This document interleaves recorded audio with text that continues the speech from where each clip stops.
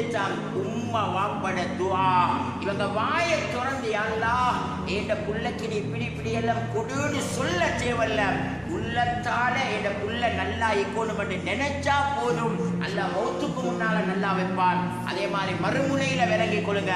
ஒரு உம்மா வாயை திறந்து பாரு, எனக்கு இப்படி ஒரு அநியாயத்தை செய்யறான், நாசமா போக பதுவா செய்ய தேவல்ல என்ற ஒரு உம்மாவும் அதை செய்ய மாட்டா.